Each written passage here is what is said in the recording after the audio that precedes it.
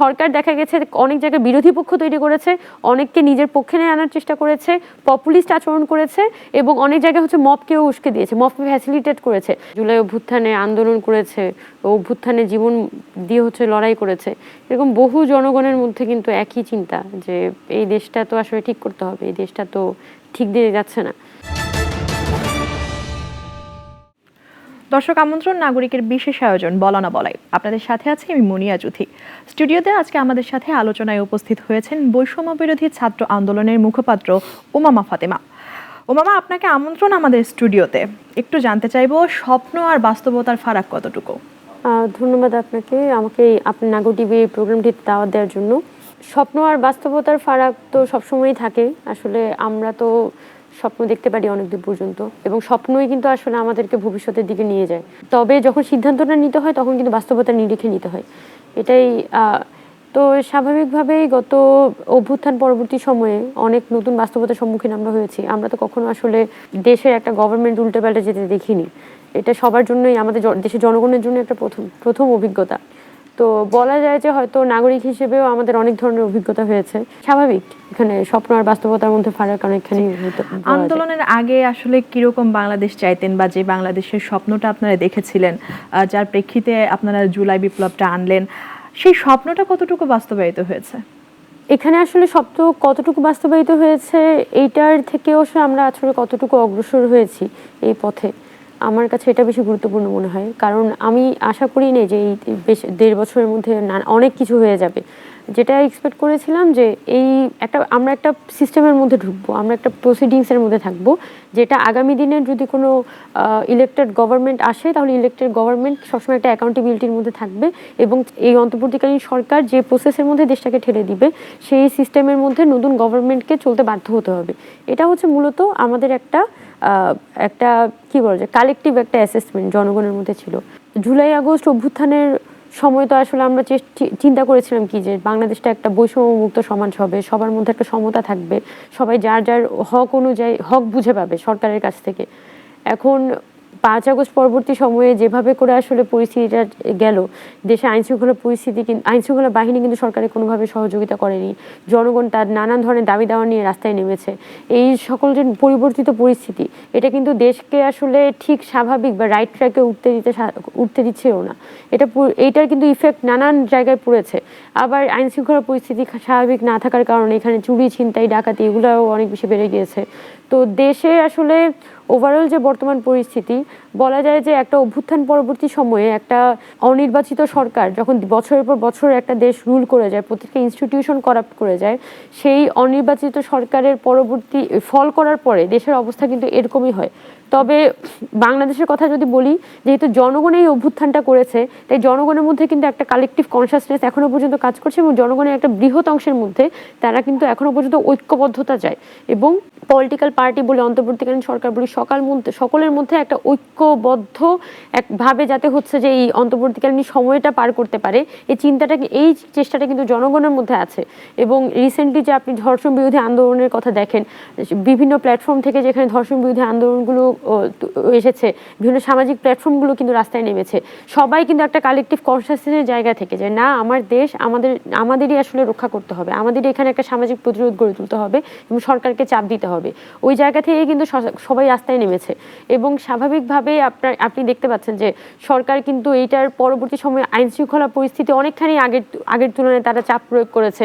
আইনশৃঙ্খলা পরিস্থিতি কিছুটা স্বাভাবিক হয়েছে, আইনশৃঙ্খলা বাহিনীকেও দেখেছি কি তারা কিছুটা তৎপর হয়েছে। তার পুরো কারণই হচ্ছে জনগণের মধ্যে যে ফোর্সটা, ইন্টারনাল যে একটা ফোর্স, তার যে একটা সামাজিক প্রতিরোধ, তার যে একটা অভ্যুত্থানের আকাঙ্ক্ষা, এই সব কিছু কিন্তু এখনো পর্যন্ত জীবমান আছে, যার কারণে জনগণ সরকারকে একটা দিকে পুশ করা, একটা দিকে ফোর্স করার মতো ক্যাপাসিটিটা এখনো পর্যন্ত হোল্ড করে। তো আমার মনে হয় যে জনগণ তার জায়গায় ঠিক আছে। গত 7 মাসে বাংলাদেশে যে চিত্র আমরা দেখেছি, আইন শৃঙ্খলা, আপনার বক্তব্যে আপনি বলছিলেন যে আইন শৃঙ্খলা পরিস্থিতির অবনতি, ধর্ষণের সংখ্যা বেড়ে যাওয়া, মানুষের তো জানমালের নিরাপত্তা নেই, বা যা যা এখনো পর্যন্ত হয়েছে, এখনো পর্যন্ত কিন্তু ছাত্ররা পড়ার টেবিলে ফিরতে পারেনি। এই যে চিত্র সার্বিকগুলো আপনি দেখেছেন, একজন ব্যক্তি উমামা হিসেবে আপনি কি এই চিত্রে খুশি কিনা? আমি ভেবেছিলাম যে গত 7 মাসের মধ্যে, যেটা আমি প্রথমে বলেছি, যে দেশের মধ্যে একটা সিস্টেম, যে কোনো একটা ট্র্যাকে আমি ঢুকবো, এবং অন্তর্বর্তীকালীন সরকারের কাজটা ছিল কি, এই যে ইনস্টিটিউশনগুলো ধ্বংস হয়েছে, ইনস্টিটিউশনগুলোকে রিভাইভ করা এবং এখানের মধ্যে অ্যাকাউন্টেবিলিটি, জবাবদিহিতার একটা কালচার তৈরি করা, সংস্কার করে এনে প্রত্যেকটা জায়গায় যাতে আপনার দুর্নীতি, স্বজনপ্রীতি এসব কমিয়ে আনা যায়, এই চেষ্টাগুলো করা হচ্ছে সরকারের একটা প্রাথমিক লক্ষ্য হওয়ার কথা। এখন ইনস্টিটিউশনগুলো হয়তো তারা কিছু পরিমাণ হয়তো আগের প্যাটার্নেই নতুন করে রিভাইভ করেছে। বেশিরভাগ ক্ষেত্রেই দেখা গেছে এই ইনস্টিটিউশনগুলো, আমি দুর্নীতি দমন কমিশন বলি, পুলিশের কথা বলি, বা আমি হচ্ছে অন্যান্য যে কোনো ইনস্টিটিউশনের কথা বলি, প্রত্যেকটাই কিন্তু নিজের মতো করে আগের যে একটা কাঠামো সেটা নতুন করেই কিন্তু তারা রিডেভেলপ করেছে অন্য কারো হাত ধরে। তো এইটাতে আসলে যেহেতু সরকারের ক্যাপাসিটি সংকট ছিল, সরকার কিন্তু প্রত্যেকটা জায়গা ধরে ধরে এখানে একদম আপাদমস্তক চেঞ্জ করাও তাদের জন্য সম্ভব হচ্ছিল না। সেটা আমি সরকারের পক্ষে একটা কথা বলবো। তবে সরকারের পক্ষে যেটা সম্ভব ছিল, এখানে পলিসি মেকিং এর থেকে শুরু করে গাটসি ডিসিশন নেওয়া, খুব প্রম্পট ডিসিশন নেওয়া, দ্রুত বাস্তবায়ন, যে কোনো একটা নির্দিষ্ট সিদ্ধান্ত নিয়ে সেই সিদ্ধান্তটা যাতে মাসে সেটার প্রতিফলন থাকে সেটা নিশ্চিত করা কিন্তু সরকারের পক্ষে সম্ভব হতো, কিন্তু সরকার সেই জায়গায় মূলত ব্যর্থ হয়েছে। তাও আমি দেখেছি যে সরকারের পক্ষ থেকে এখনো পর্যন্ত একটা চেষ্টা আছে এবং জনগণ তো দেখতে চায় আসলে কি, যে আমার সরকার আমার জন্য কিছু একটা করছে। এখন জনগণ যদি হচ্ছে সরকারের দ্বারা আশ্বস্ত থাকে যে না, হয়তো তার অন্যান্য অনেকগুলো বডি দ্বারা সে আসলে কি বলা যায়, এক ধরনের একটা অসহযোগিতার শিকার হচ্ছে, কিন্তু সরকার যদি আমার পক্ষে থাকে, সরকার যদি আমার জন্য চেষ্টা করে, জনগণ অতটুকুর মধ্যে অনেক স্যাটিসফাইড থাকবে বর্তমান সময়ে। কিন্তু সরকার সেই আপ টু দ্য মার্কটা আসলে তারা এখনো পর্যন্ত ধরতে পারেনি। তো গত 7 মাসের পরিস্থিতি যদি আপনি আমাকে জিজ্ঞেস করেন যে আমি জনগণ হিসেবে আসলে কতটা হ্যাপি, আমি মনে করি যে সরকার আসলে up to the mark performance দেখাতে পারেনি।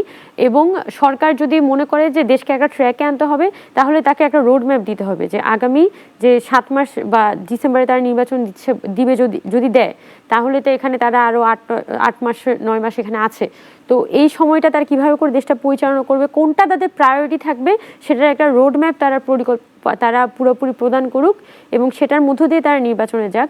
তাহলে আমরাও সাধারণ নাগরিক এবং আমরা ছাত্র নেতৃত্ব হিসেবে এখানে আশ্বস্ত বোধ করব এবং আমরা কিন্তু আমাদের পলিটিক্সটাকে সাজাতে পারবো যে কী ফর্মে আমরা অন্তর্বর্তীকালীন সরকারের সাথে ডিল করব।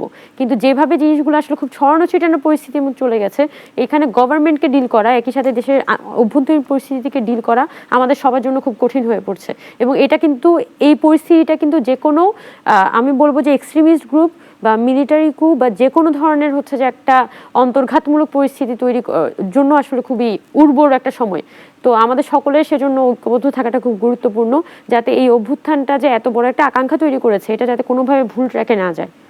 সংস্কারের কথা তো আপনি বলছিলেন, অন্তর্বর্তী সরকার সেই সংস্কারের যাত্রায় কতটা অগ্রসর হয়েছে?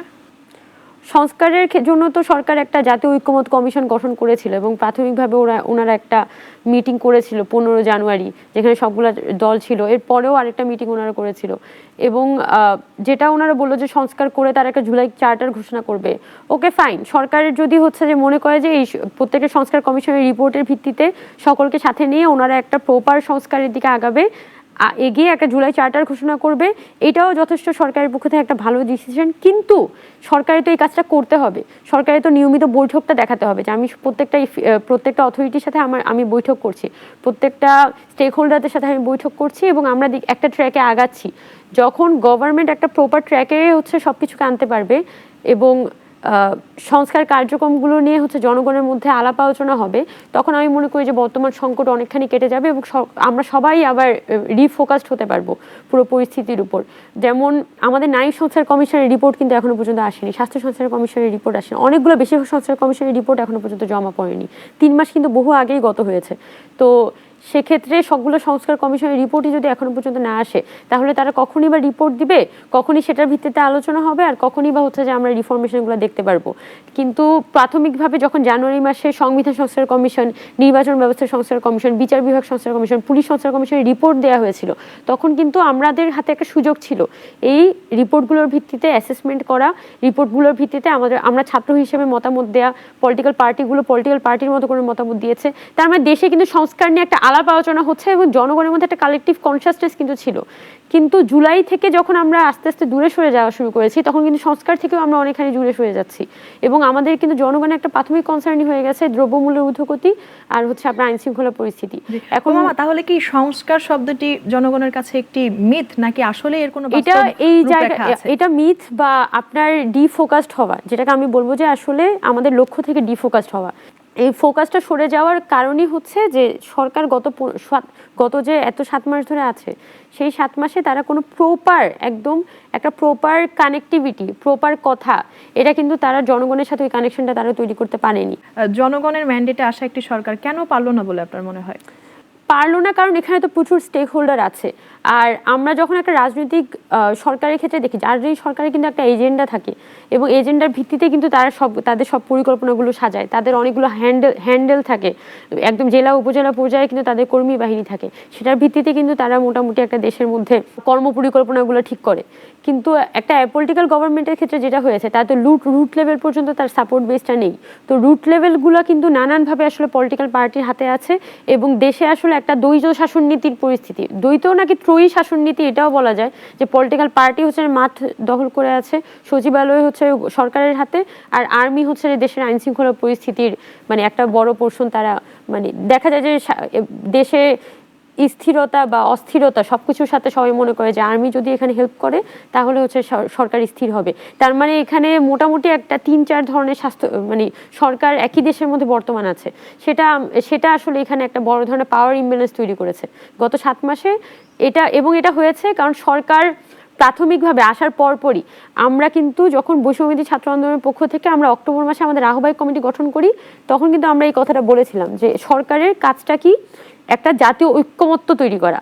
যতদিন পর্যন্ত অন্তর্বর্তীকালীন সরকার ফাংশন করছে, জাতীয় সকলকে, সে যেহেতু সবার সরকার, সে ধরে নিতে হবে সে সবার সরকার এবং সবাইকে তার আন্ডারে, একটা আমব্রেলা হিসেবে তার আন্ডারে নিয়ে আসাটা হচ্ছে সরকারের দায়িত্ব। কিন্তু সরকার দেখা গেছে অনেক জায়গায় বিরোধী পক্ষ তৈরি করেছে, অনেককে নিজের পক্ষে নিয়ে আনার চেষ্টা করেছে, পপুলিস্ট আচরণ করেছে এবং অনেক জায়গায় হচ্ছে মবকেও উস্কে দিয়েছে, মবকে ফ্যাসিলিটেট করেছে। যখন হচ্ছে আচ্ছা যেটা বলছিলাম যে সরকারের যেখানে একটা আমব্রেলা হিসেবে সবাইকে হচ্ছে তার সাথে নেওয়ার কথা, কারণ আমাদের সরকারকে তো আসলে ফাইট করতে হচ্ছে কিছু অনেক জায়ান্টের বিরুদ্ধে। আওয়ামী লীগ অনবরত এখানে প্রোপাগান্ডা ছড়াচ্ছে, প্রশাসন কোনো সহযোগিতা করছে না, আইন শৃঙ্খলা বাহিনী সহযোগিতা করছে না। এমন একটা পরিস্থিতিতে দেশের ভিতরে যারা বাংলাদেশপন্থী যারা শক্তি, যারা হচ্ছে যে ওই জুলাই অভ্যুত্থানের মাঠে ছিল, তাদের সকলকে একটা জায়গায় নিয়ে আসা এবং কেউ যদি এখানে অপরাধ করে থাকে সে অপরাধগুলোকে সিরিয়াসলি কন্ডেম করা, এটা হচ্ছে গভর্নমেন্টের একটা বড় ধরনের দায়িত্ব ছিল। বাট আমার মনে হয়েছে যে সরকার এখানে আসলে একটা ব্যর্থতার পরিচয় দিয়েছে এবং যারাই যখন খেয়াল করেছে, বিভিন্ন গোষ্ঠী তো এখানে আছে যারা চায় আসলে সরকার দুর্বল হোক, এবং অনেক গ্রুপ আছে যারা যখন খেয়াল করেছে সরকার এখানে দুর্বল হয়ে পড়েছে, কিছুটা তারা হচ্ছে নমনীয়, সাথে সাথে ওই সরকারের দুর্বল পয়েন্টগুলোকে ব্যবহার করে তারা রাস্তায় নেমেছে, মব তৈরি করেছে, চুরি ছিনতাইয়ের পরিমাণ অনেক বেড়ে গেছে। এবং স্বাভাবিকভাবে দেশে যে বর্তমান আইন শৃঙ্খলা পরিস্থিতি, সেটা গত 7 মাসে যে সরকারের সবাইকে একসাথে নিয়ে চলার যে একটা ব্যর্থতা, সে ব্যর্থতার কারণে এই পরিস্থিতিটা তৈরি হয়েছে। আমার যেটা বর্তমানের ক্ষেত্রে অভিমত যে সরকারের আসলে দ্রুততম সময়ের মধ্যে এখানে জাতীয় ঐক্যমত্য কমিশনের আন্ডারে এই সংস্কার সংলাপ শুরু করা উচিত। সংস্কার সংলাপ শুরু করলে এখানে কিন্তু পলিটিক্যাল পার্টি এবং সবার সাথে কিন্তু সরকারের একটা কথাবার্তা আদান প্রদান হবে, জনগণের মধ্যে কিন্তু আবার জনগণ রিফোকাসড হবে সংস্কারের দিকে। তখন কিন্তু একটা সম্ভাবনা আছে যে আগামী ইলেকশনের আগে সরকার যে কোনোভাবেই হোক দেশের মধ্যে একটা জাতীয় ঐক্যমত্য তৈরি করে রাখতে পারবে। তবে ছাত্রদের জন্য আমি যেটা অবশ্যই বুঝি যে যেহেতু পলিটিক্যাল পার্টিগুলো এখানে জাতীয় নির্বাচনের দিকে অনেক বেশি ফোকাসড, এখানে আমাদের ক্যাম্পাসগুলোকে ফোকাস করে ছাত্র সংসদ নির্বাচনগুলো অতি সত্বর রোডম্যাপ ঘোষণা করে দেওয়া উচিত। যদি একটা অন্তর্বর্তীকালীন সরকার এখানে ক্যাম্পাসগুলোতে ছাত্র সংসদ নির্বাচন দিতে না পারে, এটার ইফেক্ট ডিজাস্ট্রাস হবে। মানে পরবর্তীতে গিয়ে হলগুলো আবার দখল হতে পারে, একই ধাঁচের রাজনীতি আবার ফেরত আসতে পারে। এবং বাংলাদেশে কিন্তু রুট অফ অল প্রবলেমস বলা যায় যে আমাদের ক্যাম্পাসগুলোতে যে ফর্মে আসলে ছাত্র রাজনীতি হয়, দখল দায়িত্ব রাজনীতি হয় এবং লেজুর ভিত্তিক ছাত্র রাজনীতি হয়। এই রাজনীতি যদি আমরা মূলোৎপাটন করতে না পারি তাহলে ফ্যাসিবাদ আবার ফিরে আসবে। মামা, আপনার বক্তব্য ধরে যদি আমি বলি তাহলে তো অন্তর্বর্তী সরকার নিরপেক্ষ নয়, আপনি এমনটি কিন্তু বলছিলেন, কিন্তু কেন আসলে? সরকারে তো আসলে অনেকগুলো বডি থাকে যেগুলোর মাধ্যমে আসলে সরকার দেশে আইন শৃঙ্খলা তৈরি করে, আইন শৃঙ্খলা পরিস্থিতি স্বাভাবিক রাখে এবং একই সাথে জনগণের নিডগুলো পূরণ করে। সেটার জন্য সরকারের অনেকগুলো উইংস থাকে যারা হচ্ছে সোসাইটির মধ্যে সার্ভে করে। তারপর সরকারের তো অনেকগুলো প্রতিষ্ঠান আছে যারা দেখা যায় একদম গ্রাম পর্যায় পর্যন্ত হচ্ছে জনগণকে সার্ভিসগুলো দেয়। এখন এই সরকারের ক্ষেত্রে তো ওই প্রতিষ্ঠানগুলো খুব একটা সহযোগিতা করেছে এমনটা তো আসলে কেউ মনে করছে না। আর একই সাথে দেখা গেছে যে সিস্টেমটা আগের জায়গায় ফেরত যাওয়া, মানে সিস্টেমটা অ্যাজ ইট ইজ আগে যেভাবে করে পরিচালিত হতো, শেখ হাসিনার আমলে যেভাবে করে একটা পলিটিক্যাল ব্যাকআপে সবসময় পরিচালিত হতো, ওই একই পলিটিক্যাল ব্যাকআপে হচ্ছে তারা নতুন করে পরিচালিত হওয়ার একটা মাঠ এই প্রশাসন তৈরি করে রেখেছে, যার কারণে গভর্নমেন্টের পক্ষে আমি মনে করি যে অনেক জায়গায় ফাংশন করা কঠিন হচ্ছে। পলিটিক্যাল ব্যাকআপ বলা যায় যে আমাদের যে বিভিন্ন প্রতিষ্ঠানগুলো আছে সেগুলো হচ্ছে একভাবে পলিটিক্যালি দখল হচ্ছে। এখানে নির্বাচনের মাধ্যমে নির্দিষ্ট পলিটিক্যাল গোষ্ঠী উঠে আসছে। আবার আমাদের মাঠগুলোতে আমরা যদি দেখি সেখানে চাঁদাবাজি বলি, টেন্ডারবাজি বলি, সব কিছুই কিন্তু রেগুলার ভিত্তিতেই হচ্ছে। তার ফলাফল হিসেবে কিন্তু এখানে সরকারের যে শুরুতেই যে একটা গ্রিপ নিয়ে নেওয়া, সেটা সরকার করতে না পারার কারণে মাঠটা সরকার অনেকখানি হাতছাড়া হয়েছে। মামা, আপনি এনসিপিতে আসলেন না, মানে অনাস্থার জায়গাটা কি?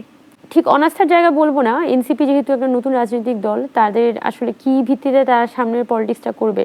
যদি সামনের পলিটিক্সের ফরম্যাট হয় পোস্ট ইডিওলজিক্যাল টার্মসে, যে কেউ আর আগের মতো করে ইডিওলজির ভিত্তিতে পলিটিক্স করার কিছু নাই, শুধুমাত্র হচ্ছে যে জনগণের নিড বেসিসে আমরা পলিটিক্সটা করব, সেটাও একটা ফরম্যাট হতে পারে।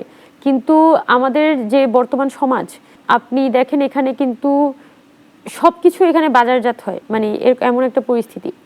ধরেন আমরা কিন্তু একটা ফ্যাসিবাদ মোকাবেলা করে এসেছি এবং জনগণও কিন্তু ভিতরে আমরা একটা সুডো ফ্যাসিজম আমাদের চিন্তার মধ্যে আছে।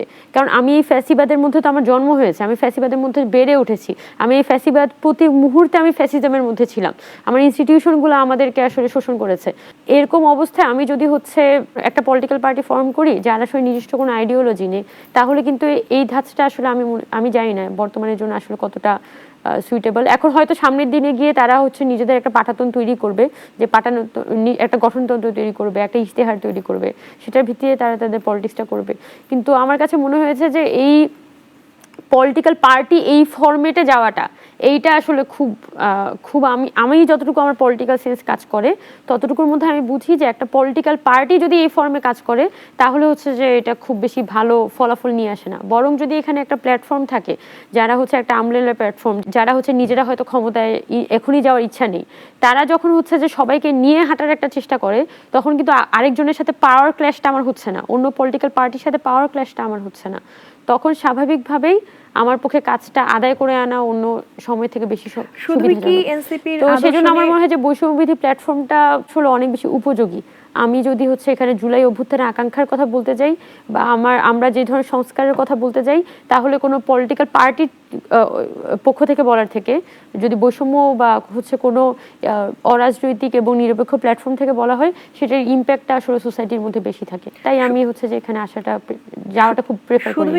শুধুই কি এনসিপির যে আদর্শগত ইয়ে নিয়ে আপনি প্রশ্ন তুলেন সেই বিষয়টা, নাকি কাঙ্ক্ষিত কোনো পদ আপনি পাননি, এরকম কোনো কিছু আছে? না, আমাকে তো অ্যাপ্রোচ করা হয়েছিল, আমাকে বলা হয়েছিল আমি যেতে চাই কিনা। আমি তো শুরুতেই বলেছি, আমি মনে হয় ফেব্রুয়ারিরও আগে বলেছি যে আমি আসলে যাওয়ার ব্যাপারে খুব একটা আগ্রহী না।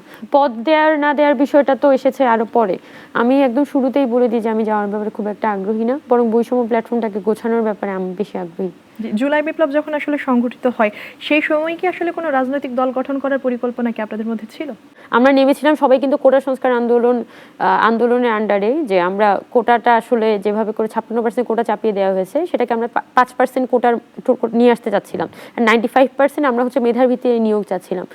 এবং জুলাই আগস্ট আন্দোলনের পরে যখন হচ্ছে দেশের এরকম ভঙ্গুর পরিস্থিতি, তখন তো আসলে বৈষম্যবিধি ছাত্র আন্দোলন এখানে আসলে থাকাটা, একটা গার্ড হিসেবে থাকাটা গুরুত্বপূর্ণ হয়ে পড়েছিল। এগুলো আসলে সব সময়ের প্রয়োজন।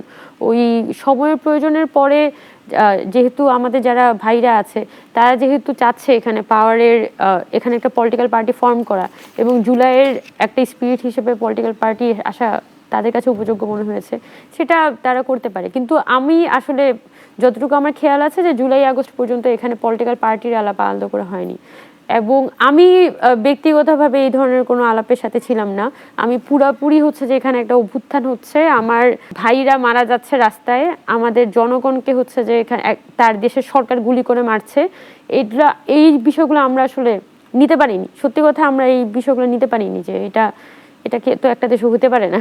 এবং আমরা যা করেছি ওই একটা চিন্তা থেকেই, যে একটা দেশের সরকার এভাবে চলতে পারে না, আমার দেশটা আমার ঠিক করা লাগবে, এই দেশটা আমার, আমি এই দেশেই থাকবো, এই দেশেই মরবো, এই দেশেই বাঁচবো, এই চিন্তা থেকেই আমরা অভ্যুত্থানে গিয়েছি। এবং অভ্যুত্থান পরবর্তী সময়েও এই চিন্তা থেকেই আমি যা করার সব করেছি। কিন্তু আমি কখনো জুলাইয়ের আমার যারা শহীদ ভাই বোন, আমার যারা হচ্ছে আহতরা হয়েছে, তাদের বাইরে গিয়ে আমার পক্ষে আসলে কিছু চিন্তা করা সম্ভব না নতুন করে। জুলাই আন্দোলনের সময় আমরা আসলে দেখেছি যে সংস্কার, বৈষম্য, এক দফা, আলটিমেটলি আপনারা সফল হয়েছেন। কিন্তু আপনি এখন এনসিপিতে নেই, কোনো নতুন ছাত্র সংগঠনের সাথে নেই, বা কোনো রাজনৈতিক দলের সাথেও যুক্ত না। আপনি সবচেয়ে বেশি ওন করেন বৈষম্য বিরোধী ছাত্র আন্দোলনের যে প্ল্যাটফর্ম, সেটিকে। আমার প্রশ্ন হচ্ছে যে এই যে সংস্কার নিয়ে আপনি এত কথা বললেন, অনেকটা আক্ষেপও প্রকাশ করলেন, আপনার সহযোদ্ধারাই কিন্তু গত 7 মাসে অন্তর্বর্তী সরকার উপদেষ্টা মণ্ডলীর সাথে যুক্ত ছিল। 7 মাসে তারা চেয়ারে থেকে আসলে যা যা করতে পারেনি, আপনি কি মনে করেন আপনি চেয়ারের বাইরে থেকে কিভাবে এত কিছু করবেন? এটা তো আমার আসলে একার ফাইট না, এখানে ভাবার আসলে কোনো কারণ নাই যে আমি এখানে একা যুদ্ধ করছি। এখানে এটা আসলে একটা সময়ের একটা প্রয়োজন বলা যায়, যে এবং এটা অনেকেরই ফাইট। শুধু আমি না, আমি জানি যে এখানে জুলাই অভ্যুত্থানে আন্দোলন করেছে, অভ্যুত্থানে জীবন দিয়ে হচ্ছে লড়াই করেছে, এরকম বহু জনগণের মধ্যে কিন্তু একই চিন্তা, যে এই দেশটা তো আসলে ঠিক করতে হবে, এই দেশটা তো ঠিক দিয়ে যাচ্ছে না। এখানে এক দফা বলি বা পরবর্তী শেখ হাসিনার পতন, এটা অনিবার্য ছিল, এটা জনগণের সিদ্ধান্ত ছিল। এবং শেখ হাসিনা নিজে গত 15 বছরে এই পরিবেশটা তৈরি করেছে, এবং জনগণের জীবনটাকে অতিষ্ঠ করার পরে হচ্ছে জনগণ শেষ পর্যন্ত তাকে রাস্তায় নামতে বাধ্য হয়েছে শেখ হাসিনার বিরুদ্ধে। এবং পরবর্তী 7 মাসে সরকারের পক্ষে এর থেকে খুব ভালো কিছু করার ছিল। সরকার কি দেশকে একদম সুফলা স্বচ্ছ শ্যামলা বানিয়ে ফেলতে পারতো? এটা তো আমরা আসলে কেউই মনে করিনি। আমি একদমই খুবই স্বাভাবিক জায়গা থেকে যেটা ভেবেছিলাম, যে সরকারের অন্তত যেটা করার ছিল সেটা হচ্ছে সবার মধ্যে একটা ঐক্যমত্য রক্ষা করা। যেহেতু এখানে বিএনপি বা পলিটিক্যাল পার্টি তারা হচ্ছে পাওয়ারে আসতে চায়, যেহেতু এখানে ছাত্ররা পরবর্তী হয়তো পলিটিক্যাল পার্টি গঠন করতে পারে, যেহেতু এখানে হচ্ছে অন্যান্য অনেক সিভিল সোসাইটি আছে, এখানে ইসলামিস্ট গ্রুপগুলো আছে, তো প্রচুর স্টেক হোল্ডার কিন্তু সোসাইটির মধ্যে স্টিল বিদ্যমান। তো তাদের মধ্যে সামঞ্জস্য রক্ষা করাটা তো আসলে সরকারি দায়িত্ব, যেটা কিন্তু চেষ্টা করেছিল তারা, কিছু কিছু সময় চেষ্টা করেছে, কিন্তু আমিও দেখেছি অনেক সময় তারা একটা বিভাজনের মধ্যে দিয়ে ব্যর্থ হয়েছে। স্বাভাবিকভাবে এখানে আমি যেটা দেখেছি, যে সরকারের ব্যর্থ হয়ে গেছে, তারা একদমই ফল করবে, এটা আমার কাছে একদমই মনে হয় না। বরং অনেক বেশি এখানে আওয়ামী একটা প্রোপাগান্ডা চ্যানেল আছে যারা খুবই একটা প্রোপাগান্ডা চালিয়ে যাচ্ছে। বরং সরকার হচ্ছে এখনো তাদের হাতে করার মতো অনেক কিছু আছে, এবং এখানে যদি তারা সবাইকে ডাক দেয়, তারা ওই রেসপন্সিবিলিটিটা শো করে, যে হ্যাঁ আমি সবার রেসপন্সিবিলিটি নিব। চাইলেই কেউ কাউকে রাস্তায় মারতে পারবে না, চাইলেই কেউ হচ্ছে কাউকে হ্যারেস করতে পারবে না, চাইলেই হচ্ছে এখানে ধর্ষণ করে পার পেতে পারবে না, চাইলেই হচ্ছে এখানে চুরি ছিনতাই করতে পারবে না, আমি সাথে সাথে অ্যাকশন নিব। এই যে সেন্সিটিভিটিটা যদি সরকার দেখায়, তাহলে জনগণের অবশ্যই সরকারের উপর আস্থা আসবে, এবং জনগণ চায় এই সরকারের উপর আস্থা রাখতে, আমরাও চাই সরকারের উপর আস্থা রাখতে, কারণ এটা আমাদের অভ্যুত্থানের মধ্য দিয়ে উঠে আসা সরকার। এবং কিন্তু সরকার যদি হচ্ছে যে এখানে ওই সেন্সিটিভিটিটা জনগণ এবং প্রত্যেকটা স্টেক হোল্ডারের প্রতি দেখাতে না পারে, তাহলে সামনে জাতীয় নির্বাচন দিতে দিতেও দেশের মধ্যে একটা আনস্টেবল সিচুয়েশন ক্রিয়েট হইতে পারে। তো এই বিষয়গুলো আমাদের মাথায় রাখাটা জরুরি, এটা আমি মনে করি। রাজনীতিতে তো সেফ এক্সিট বলে একটা শব্দ আছে। কোনোভাবে কি মনে করেন যে আপনার সহযোদ্ধারা যখন নতুন রাজনৈতিক দল গঠন করলো, সেটা তাদের সেফ এক্সিটের একটা প্ল্যান? না, এটা তারা আসলে ভালো বলতে পারবে, কিন্তু সবাই তো আসলে মনে করেছে এখানে ছাত্রদের একটা রাজনৈতিক দল হওয়াটা গুরুত্বপূর্ণ, যেহেতু সারা জীবনই এখানে আওয়ামী লীগ, বিএনপি এই ধরনের বাইনারি পলিটিক্সগুলো ছিল। সেই জায়গা থেকে সবারই একটা আকাঙ্ক্ষা ছিল যে এখানে একটা নতুন রাজনৈতিক দল হওয়াটা গুরুত্বপূর্ণ। আমি তো বরং মনে করি যে রাজনৈতিক দল একটা কেন হবে, ছাত্রদের তো অনেকগুলো পলিটিক্যাল লিডারশিপ এখানে উঠে আসার উচিত, ছাত্রদের তো অনেকগুলো পলিটিক্যাল পার্টি এখানে হবে, এবং সব জায়গায় আসলে তরুণদের রিপ্রেজেন্টেটিভ থাকবে। বিএনপিতে কেন হচ্ছে তরুণদের রিপ্রেজেন্টেটিভ থাকবে না? জুলাই কি বিএনপি জুলাইয়ে ছিল না? তাদের লোকজন তো রাস্তায় শহীদ হয়েছে। আমার সাথে 4 আগস্টে যে লোকটা হচ্ছে আমাকে সেভ করে কারওয়ান বাজার ফার্মগেট পর্যন্ত নিয়ে যায়, উনি কিন্তু বিএনপি করতো, আমি জানতাম না। 4 আগস্টে তো আমি জানতাম না, পরে আমি জানতে পারি যে ওই লোকটা বিএনপি করতো।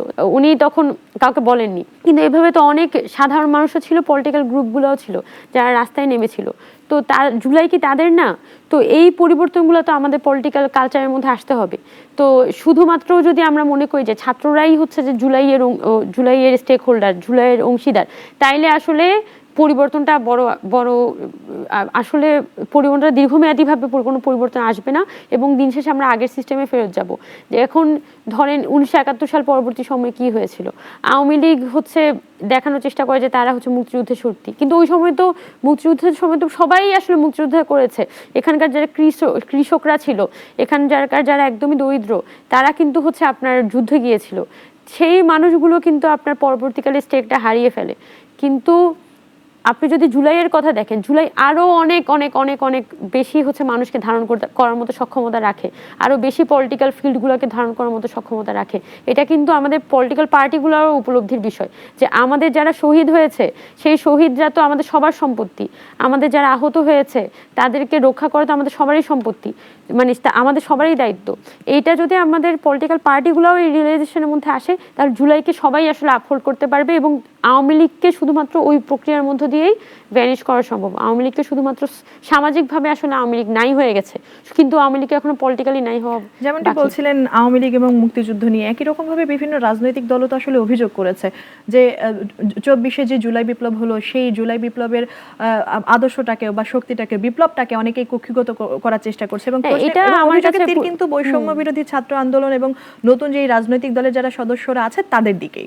হ্যাঁ, আমার কাছে বিষয়টা পুরোপুরি এরকম মনে হয়নি, কারণ আমরা তো এখানে এক্সপেক্ট করেছিলাম যে প্রত্যেকটা পলিটিক্যাল পার্টি এখানে তার জায়গা থেকে উদ্যোগটা নিবে, কিন্তু পলিটিক্যাল পার্টিগুলো তো আমরা জুলাইকে স্মরণ করার এবং জুলাইকে জিয়ে রাখার যে একটা প্রসেস, সেই প্রসেসটা তো মধ্যে আসলে পলিটিক্যাল পার্টিগুলো নাই। তারা তো সেপ্টেম্বর অক্টোবর মাসের পরেই পুরোপুরি হচ্ছে জুলাই থেকে বিচ্ছিন্ন হয়ে পড়েছে। এখন পলিটিক্যাল পার্টিগুলা কেন এই কথাটা মনে হচ্ছে যে বৈষম্যই হচ্ছে শুধুমাত্র এই সিচুয়েশনের মধ্যে আছে, সেটা আমার কাছে পুরোপুরি যৌক্তিক মনে হয় না। বরং এই জায়গাটা আসলে ক্রিয়েট করার দরকার ছিল গভর্নমেন্টের, কারণ বৈষম্যবিরোধী ছাত্র আন্দোলন তো ছাত্রদের একটা প্ল্যাটফর্ম, এবং বৈষম্যবিরোধী ছাত্র আন্দোলন রাজনৈতিক দলগুলোর সেপ্টেম্বর অক্টোবর থেকে বিচ্ছিন্ন হয়ে যাওয়ার ঘটনা নিয়ে কথা বলছিলেন। সেই একই চিত্র তো আসলে যারা সেই আন্দোলনে অংশগ্রহণ করেছে সেই সব ছাত্ররাও উপদেষ্টা মণ্ডলী থেকে পদত্যাগ করে কিন্তু এসে রাজনৈতিক দল গঠন করেছে। তাহলে জনগণের জন্য সেবা করার জন্য কি রাজনৈতিক দল গঠন করার কোনো বিকল্প নেই, অন্য কোনো বিকল্প হাতে নেই? এটা আসলে যারা পলিটিক্যাল পার্টি গঠন করেছে তাদের সাইকোলজিক্যালি তারা এটা বলতে পারবে যে তার কি ফর্মে আসলে এখানে পলিটিক্যাল পার্টিটা গঠন করেছে। ওইটা নিয়ে তো আসলে আমার এখানে বক্তব্য দেওয়ার মতো জায়গাটা কম, বা তাদেরকে নিয়ে বলার মতো জায়গাটা কম। যেটা আমার অ্যাসেসমেন্ট ছিল ফ্রম দ্য ভেরি বিগিনিং, যে এখানে ওই আমব্রেলা অর্গানাইজেশন হিসেবে তো কাজ করার কথা গভর্নমেন্টের, সেজন্যই তো এখানে একটা অন্তর্বর্তীকালীন সরকার এসেছে। মানে কেন জিনিসটা, সাইকোলজিটা কি, কেন আসলে 5 আগস্টে এখানে মানে মিলিটারি ক্ষমতায় আসে নাই, কেন এখানে একটা জাতীয় সরকার হয়নি, কেন এখানে একটা অন্তর্বর্তীকালীন সরকারই হলো, এটা তো অনেকগুলো কোয়েশ্চেনের উত্তর। তো এটা যে মিলিটারি আসলে এটা আসলে একটা অভ্যুত্থান পরবর্তী সময়ে মিলিটারি গভর্নমেন্ট আসা অভ্যুত্থানের জন্য কোনো ভালো সাইন না, এবং এটা একটা কথা। আরেকটা হচ্ছে জাতীয় সরকারের আলাপ হয়েছিল, জাতীয় সরকারে হয়তো পলিটিক্যাল পার্টি আলাপ হয়নি, ছাত্ররা কতটুকু ইন্টারেস্টেড ছিল বা নাহিদ ভাইরা কতটুকু ইন্টারেস্টেড ছিল এটা আপনারা আলাপ করতে পারেন, কিন্তু অন্তর্বর্তীকালীন সরকারের ব্যাপারে সবাই তখন একটা ঐক্যমত্যে আসে যে ঠিক আছে, যেহেতু এখানে অনেকগুলো স্টেক হোল্ডার আছে, একটা অন্তর্বর্তীকালীন সরকার হোক। এই সরকারটাকে তো দায়িত্বই দেওয়া হয়েছে যে সবগুলো স্টেক হোল্ডারকে তারা অ্যাকোমোডেট করবে।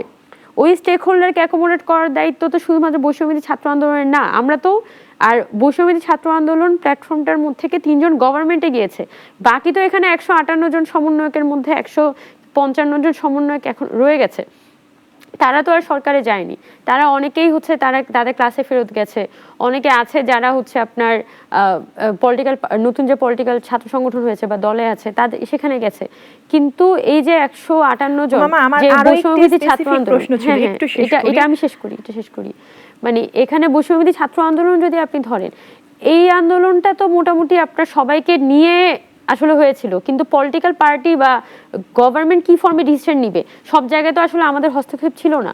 আমরাও বরং সরকারের অনেক জায়গায় বিরোধিতা করতে বাধ্য হয়েছি, যখন সরকারকে আমরা দেখেছি যে সরকার আসলে আমব্রেলা হিসেবে কাজ করতে পারছে না। আমি নিজেই মবের বিরোধিতা করেছি, যেভাবে মব তৈরি হওয়াটা সরকারের জন্য ভালো লক্ষণ না। তাহলে এই যে একই বৈষম্যবিরোধী আন্দোলনের মধ্যেও তো অনেক ধরনের মানুষ আছে যারা অনেক ধরনের চিন্তা বোধ করে। তো জুলাইয়ের তো এটাই আসলে সৌন্দর্য ছিল যে এখানে নানান মত নানান পথের মানুষ এক জায়গায় এসে মিলিত হচ্ছে, এবং সরকারের হাতে কিন্তু এই অপরচুনিটিটা ছিল, এখনো পর্যন্ত আছে সরকারের হাতে। আমি মনে করি যে এখনো পর্যন্ত অপরচুনিটি আছে ওই ঐক্যমত, ওই যে নানান পথ নানান মতের মানুষকে এক জায়গায় নিয়ে আসা এবং নিজে কোনো পলিটিক্যাল এন্টিটি না হয়ে ওঠে সবাইকে আমব্রেলা আকারে নিজের মধ্যে স্পেস দেয়া। কিন্তু গভর্নমেন্ট আসলে সেই জায়গাটা করতে পারছে না এখনো পর্যন্ত। দর্শক আবার আমন্ত্রণ, বলা না বলাই সরাসরি প্রশ্নে চলে যায়। আওয়ামী লীগ যেমন মুক্তিযুদ্ধকে পেছনে রাখতো, একই রকম ভাবে এখন মানুষ অভিযোগ করছে যে নতুন যেই দলটি গঠন হলো বা হচ্ছে ছাত্র সংগঠন গঠিত হলো, তারা আসলে জুলাই বিপ্লবকে পেছনে রাখছে। তাহলে তো তারা আওয়ামী লীগের দেখানো পদাঙ্কই অনুসরণ করছে, কি বলবেন? না, আমার কাছে বিষয়টা এরকম মনে হয় না। বরং জুলাই যে আসলে সবার তো আসলে সেটা ওন করতে পারতে হবে। এখন অনেক ক্ষেত্রে আমি দেখেছি যে বিভিন্ন পলিটিক্যাল পার্টি তারা দেখা যাচ্ছে জুলাইয়ের ক্ষেত্রে বৈষম্য ছাত্র আন্দোলন বলি, নতুন পলিটিক্যাল পার্টি তারা যেভাবে করে এখানে এনগেজ করার চেষ্টা করছে শহীদ পরিবার বা আহতদেরকে, অন্যান্যরা আসলে সেভাবে করে এনগেজটা করার চেষ্টা করেনি। এখানে আমার যেটা সব থেকে বেশি অভিমত সেটা হচ্ছে মানে এই যে জুলাই তো আসলে কারো একার না, এটা আমি মনে করি যে জুলাই আসলে কারো একার না, জুলাই আসলে সবার। এবং জুলাই যখন অভ্যুত্থানটা হচ্ছে, এত ধারার মানুষ, এত ধাঁচের মানুষ, এত চিন্তাধারার মানুষ আসলে এক জায়গায় এসেছে, এটা আসলে অকল্পনীয় যে একটা সরকার, একটা স্বৈরাচারী সরকার, সে দেশের মানুষের জীবন কি পরিমাণ অতিষ্ঠ করলে সারা দেশের মানুষ একত্রে নেমে যায়। এটা রীতিমতো বলা যায় একটা ক্রেজ, সবাই একটা ওই সরকারকে টেনে নামানোর জন্য পাগল হয়ে গেছে। তো এই যে একটা ক্রেজ আসলে জনগণের মধ্যে তৈরি হয়েছিল, এটা আসলে আমাদের হিস্ট্রিতে বিরল, পৃথিবীর হিস্ট্রিতে একদম বিরল। আমার যেটা ইতিহাস সেটা রক্ষা করার দায়িত্ব তো আসলে আমার, জনগণ হিসেবে আমার, পলিটিক্যাল নেতৃত্ব হিসেবেও আমার, এবং সব তরুণদের যে আকাঙ্ক্ষা, সেই আকাঙ্ক্ষাটা কিভাবে আমি আমার পলিটিক্সের মধ্যে অ্যাকোমোডেট করব, সেটা অবশ্যই আমাদের সবার দায়িত্ব।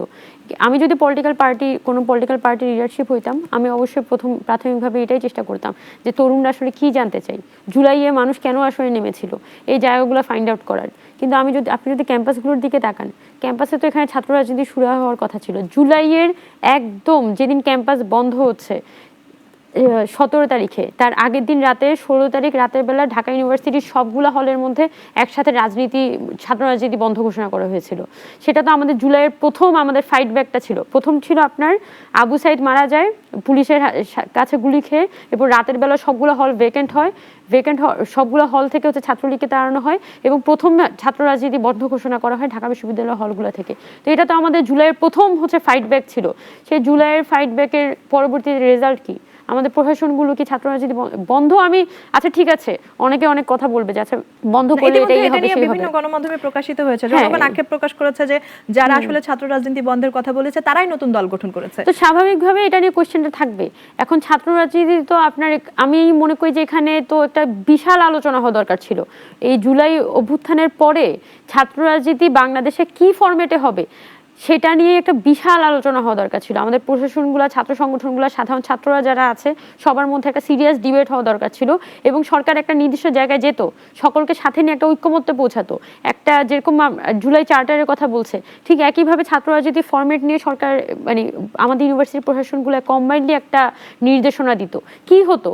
কোনো কিছু পৃথিবীকে উল্টায় যেত? কিছুই হতো না।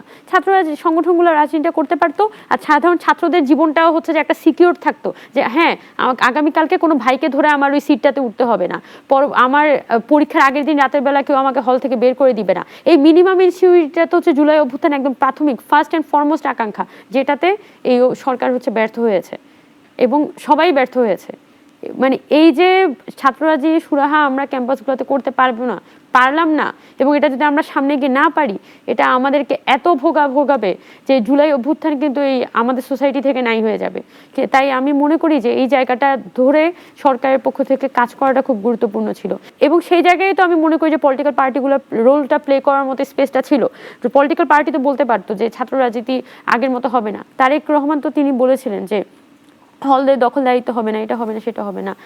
অন্য পলিটিক্যাল পার্টিগুলো তাহলে একটা চাপ দিত তাহলে সবাই মিলে একটা চাপ দিত আমাদের ইউনিভার্সিটি প্রশাসনগুলোকে, আপনার ছাত্র রাজনীতির ফরম্যাটগুলোর ব্যাপারে আমরা একটা ডিসিশনে আসি। সেটা না করে তো যেটা হয়েছে, সবাই সামনে বলছে যে আমি ছাত্র রাজনীতি চাই না, আমি হচ্ছে জনগণের পক্ষে আছি, আমি ছাত্রদের পক্ষে আছি, পিছনে ঠিকই ভিসিকে কল দিয়ে আপনার ইউনিভার্সিটি প্রশাসনকে কল দিয়ে না না না না আমাদের দল থাকতে হবে, আমাদের এটা থাকতে হবে, আমরা না জিতলে হচ্ছে ছাত্র সংসদ নির্বাচন হবে না। সবাই ঠিকই পিছনে পিছনে তাদের গেমগুলো খেলেছে আর সামনে ঠিকই জনবান্ধব সাজার চেষ্টা করেছে। এভাবে তো পরিবর্তন আসে না, এভাবে কখনোই পরিবর্তন আসে না। তাহলে তো জুলাই তো মুখে থাকলো, অন্তরে তো কারো আসলে জুলাই নাই। যে জিনিস আসলে শুধুমাত্র মুখের বুলি হয়ে থাকে, সেই জিনিস আসলে কখনো সোসাইটিতে এস্টাবলিশড হয় না। আচ্ছা, আপনি তো আপনার বক্তব্যে বলছিলেন যে ছাত্র সংগঠন বা ছাত্রদের নতুন রাজনৈতিক দল গঠনের আসলে কতটা প্রয়োজনীয়তা, এবং এক বা একাধিক দলের কথা কিন্তু আপনি বলেছেন। আপনার সহযোদ্ধারা যখন নতুন একটি দল গঠন করলো, দেশের এমন ভঙ্গুর পরিস্থিতিতে তাদেরকে তো কোথাও আওয়াজ তুলতে আসলে দেখা গেল না, বা আপনি কি দেখেছেন কোনো ভূমিকায়? না, আমি দেখেছি তারা নিজের দলটা গোছানোর চেষ্টা করছে। মাত্র 28শে ফেব্রুয়ারি তারা দলটা ঘোষণা করেছে। স্বাভাবিকভাবেই সবার সাথে মিটিং করা, বসে উঠা বসে কথাবার্তা বলো, এটাতে তো সময় লাগে। আমি এটাতে কোনো ঘোরতর মহা অপরাধ হিসেবে কিছু দেখি না, বরং তারা সময় নিক, গুছাক।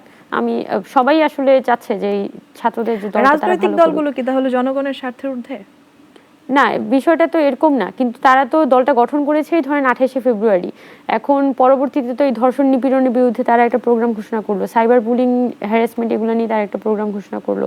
সেই হিসেবে তারা হয়তো চেষ্টা করছে গুছিয়ে নিয়ে আসার। আমি এখনই হচ্ছে কোনো এন্ড রেজাল্টে যাব না বা কোনো আলটিমেট মতামত আমি করব না। আমি মনে করি যে ছাত্ররা যেহেতু দল করছে, তাদের সময় দেওয়া উচিত। এখানে আসলে রাজনীতি মাঠটা তো আসলে সবাই আছে, অন্যান্য যে পলিটিক্যাল পার্টিগুলো তারা তো বছরের পর বছর এখানে রাজনীতি করে আসছে। তো সেই জায়গায় ছাত্ররা তো এসেছে মাত্র কয়েকদিন। তো এখানে তাদেরকে এরকম চাছা ছোলা না করার পরিবর্তে তাদেরকে সময় দেয়া এবং তাদের প্যাটার্নটা বোঝা, এটা আমি সাধারণ মানুষ হিসেবে আমি মনে করি যে এটা উচিত। জি, ওমামা, আপনি তো বৈষম্য বিরোধী ছাত্র আন্দোলনের যে প্ল্যাটফর্মটাকে, সেই বিষয় সেটিকে আসলে ওন করেন। এই প্রসঙ্গে তো নাহিদ ইসলাম বলেছেন যে এখন আসলে সমন্বয়ক পরিচয়ের কোনো দরকার নেই। কি ধরে নিব আসলে বিষয়টা, আপনি কিভাবে দেখেন, বা নতুন রাজনৈতিক দল গঠনের পরে তার এরকম বিবৃতিকে আপনি কিভাবে মূল্যায়ন করেন?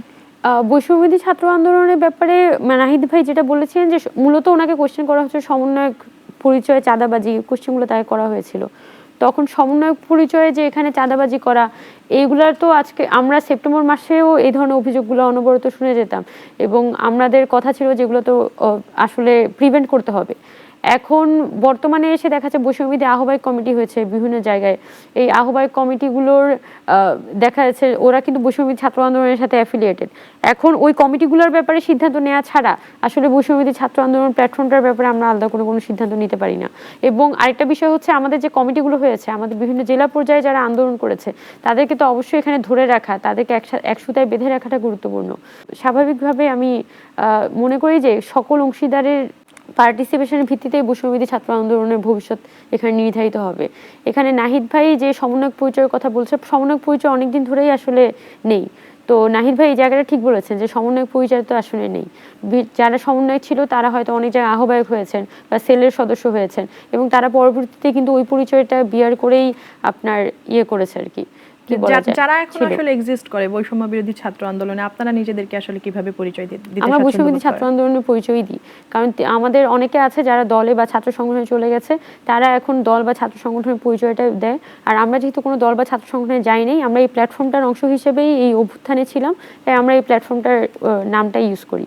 জি, এরই মধ্যে তো আসলে গুঞ্জন উঠেছে যে অনেকে যারা বিভিন্ন নতুন রাজনৈতিক দলটিতে যোগ দেয়নি, তারা সম্মিলিতভাবে একটি নতুন রাজনৈতিক দল গঠনের চেষ্টা করছে, বা ভিন্ন কোনো সংগঠন। তো আমরা কি ভবিষ্যতে আপনাকে সেই সংগঠনে বা দলে দেখতে পাবো? না, এখনো আসলে এই ধরনের কোনো প্ল্যানিং আমার মধ্যে নেই। জি, ওমামা, এখনো পর্যন্ত অগাস্টের পর থেকে আমরা লক্ষ্য করেছি যে ঢাবি সিন্ডিকেট নিয়ে আপত্তি, বিভিন্ন সময় বিভিন্ন কমিটি দেওয়া বা যে কোনো একটা সংগঠনকে তৈরি করা, সবসময় সবাই আন্দোলন করেছে ঢাকা এবং ঢাকার বাইরে, যে ঢাকা বিশ্ববিদ্যালয়ে যারা শিক্ষার্থী তাদেরকে বেশি অগ্রাধিকার দেওয়া হয়। এবং এই যে সিন্ডিকেট একটি তকমা, এখনো কি আসলে এই সিন্ডিকেট তকমা নিয়ে রাজনীতি চলতে দিবেন আপনারা? এখানে আসলে অনেকগুলো অ্যাসপেক্ট আছে, যেমন এখানে ঢাবি সিন্ডিকেটের আলাপটা মূলত তো আসে প্রাইভেট ইউনিভার্সিটিকে কেন্দ্র করে, আবার 7 কলেজ থেকে কেন্দ্র করে। এখন আমাদের প্রাইভেট ইউনিভার্সিটি বলি বা 7 কলেজ বলি, আমাদের মহানগরের যারা মিরপুর 10-এ আন্দোলন করেছে, মিরপুর 12-তে আন্দোলন করেছে, অন্যান্য অনেক প্রাইভেট ইউনিভার্সিটি, পাবলিক ইউনিভার্সিটি ছিল যারা এখানে আন্দোলনগুলো করেছে। তো সাধারণ মানুষ আন্দোলন করেছে, রিক্সাওয়ালা আন্দোলন করেছে, যাদের আসলে কোনো ধরনের ইনস্টিটিউশনাল ব্যাকগ্রাউন্ড নেই। এবং ঢাবির বিষয়টা হচ্ছে মানে তাদের তো একটা পলিটিক্যাল গ্রুমিং থাকে। ঢাবি যেহেতু আমরা সবাই একটা অনেক দিন ধরে এখানে ছাত্র রাজনীতি করে আসা লোক, তো আমাদের একটা আইডিয়া থাকে যে একটা দাবি কিভাবে করে আদায় করে নিয়ে আসতে হয়, কিভাবে প্রশাসনের সাথে কথা বলতে হয়, কোন অ্যাপ্রোচে যাইতে হয়।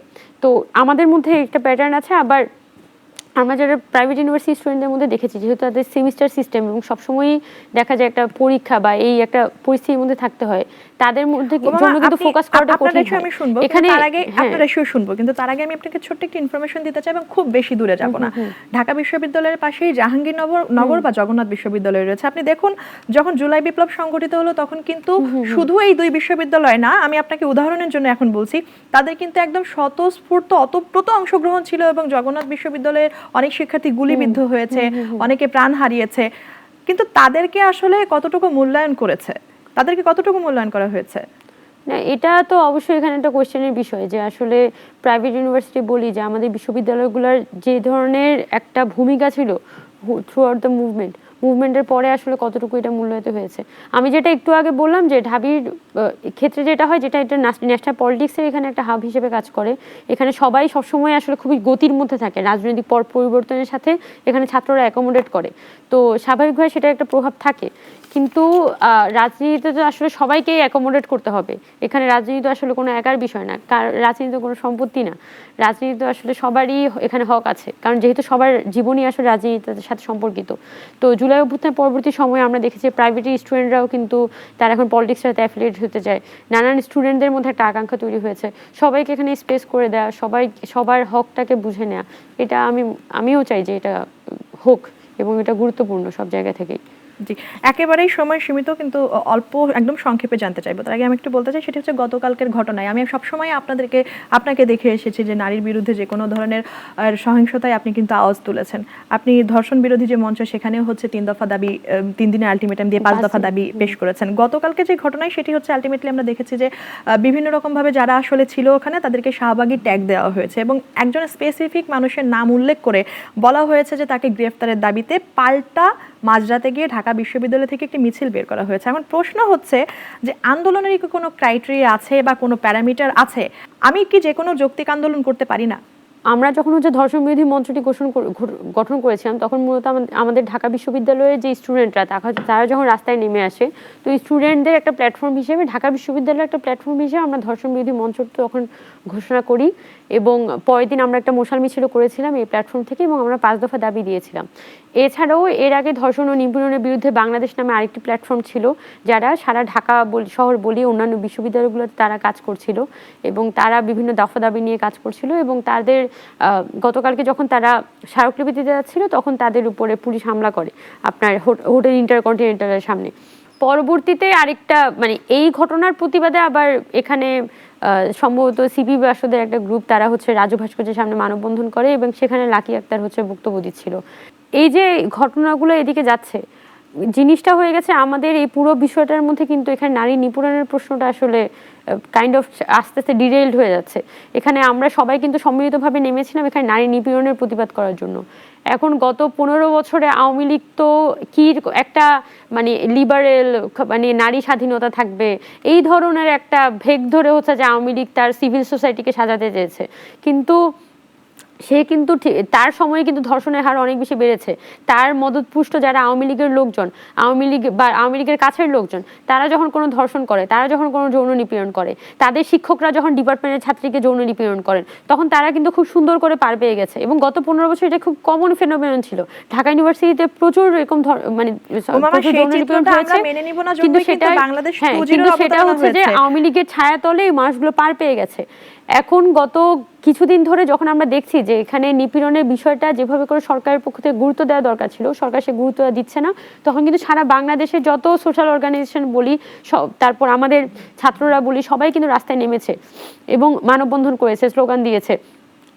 এখন গতকালকে যখন তারা স্মারকলিপি দিতে যাচ্ছে, এইটাকে কেন্দ্র করে যেভাবে গতকাল সারাদিন একটা মানে ফেসবুকের মধ্যে রীতিমতো একটা উথাল পাথাল অবস্থা, সেই পরিস্থিতিটা কিন্তু দেশে বর্তমানে নারী নিপীড়ন নিয়ে যে আন্দোলনগুলো হচ্ছে সেগুলোকে এক কাতারে এনে দাঁড় করিয়ে দেওয়ার একটা চেষ্টা কিন্তু অনেক পক্ষ থেকে আছে, যে যারা এই নারী নিপীড়ন নিয়ে আন্দোলন করে তারা সবাই এখানে এক কাতারে, সবাইকে এখন আমি একটা ট্যাগ দিব, ট্যাগ দিয়ে হচ্ছে যে এখানে নারী নিপীড়নের আন্দোলনগুলোকে আমরা নানানভাবে এখান থেকে ধর্ষণের মতো একটি বিষয় নিয়ে যখন বিক্ষোভ সমাবেশ হচ্ছিল তখনও যখন আসলে ট্যাগ দেওয়া হচ্ছে, সেই বিষয়টি নিয়ে আপনাদের বিবৃতি কি?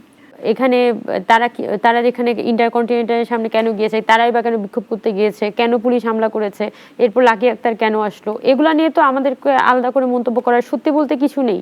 কিন্তু আমি যেটা নিজে ব্যক্তিগত বোঝাপড়া থেকে বুঝি যে বাংলাদেশে রাজনীতি যদি হচ্ছে শাহবাগ শাবলা বাইনারিজমের মধ্যে হচ্ছে যে অ্যারাউন্ড ঘুরপাক খাইতে থাকে, তাহলে সামনে এটা আওয়ামী লীগকে ফ্যাসিলিটেট করবে।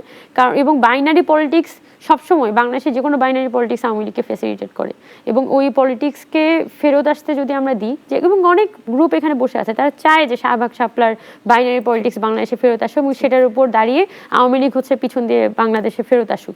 এবং সেই জায়গা থেকে আমি 2013 সালে আমরাও এখানে আন্দোলন করেছিলাম। 2013 সালে আমরা তো ছোট, তখন আমি ক্লাস 8-এ পড়ি। তখন আমাদের বোঝাপড়া ছিল কি, যে একজন যুদ্ধাপরাধী যে হচ্ছে আদালত চত্বর থেকে ভি চিহ্ন দিয়ে ভি দেখিয়ে সে হচ্ছে যে প্রিজন ভ্যানে উঠছিল, এরকম একটা জিনিস আসলে কেউ সহ্য করতে পারেনি, কেউ নিতে পারেনি। এবং ওই জেনারেশনে অনেক ছেলে মেয়ে, আমরা খুব ছোট ছিলাম, আমরা কিন্তু তখন ওই গণজাগরণ মঞ্চের আন্দোলনে গিয়েছি। যাওয়ার পরে এই মানুষগুলাই কিন্তু আমরা আস্তে আস্তে খুবই অ্যান্টি হাসিনা মুভমেন্ট গড়ে তোলার পিছনে গত 6 বছর 10 বছরে আমাদের একটা হিউজ ভূমিকা ছিল। এবং সোসাইটিতে মিডল ক্লাসকে যে হাসিনার যে রেজিম, সে কিভাবে আসলে এখানে ফ্যাসিজম কায়েম করছে এটা স্ট্যাবলিশ করার পিছনে এইখান থেকে শাহবাগ থেকে বের হয়ে আসা একটা গ্রুপের একটা বিশাল ভূমিকা ছিল। এবং এরা কিন্তু এই গত 5 আগস্টের আগ পর্যন্ত জুলাই আগস্ট মুভমেন্ট একটা হিউজ ভূমিকা পালন করে। তো জুলাই আসলে সবার, এখানে যদি শাহবাগ শাপলা বাইনারির ভিত্তিতে হচ্ছে যে পলিটিক্সটা 2013 ভার্সেস 2025 এভাবে পলিটিক্সটাকে নির্মাণ করার চেষ্টা করা হয়, এটা আসলে ব্যাকফায়ার করবে, এটা সামনে কোনো না কোনো সময় ব্যাকফায়ার করবে। আমি ওই পলিটিক্সকে কোনোভাবেই বাংলাদেশে ফেরত আসতে চাইবো না, এবং নিজেও ওই পলিটিক্সের কোনো গুটি হব না, এটা আমার সিদ্ধান্ত। জি ওমামা, আপনাকে অসংখ্য ধন্যবাদ আমাদেরকে সময় দেওয়ার জন্য। আপনাকেও ধন্যবাদ। দর্শক অসংখ্য ধন্যবাদ এতক্ষণ সাথে থাকার জন্য। নাগরিকের অন্যান্য আয়োজন দেখতে চোখ রাখুন নাগরিকের ওয়েবসাইট, ইউটিউব এবং ফেসবুকে।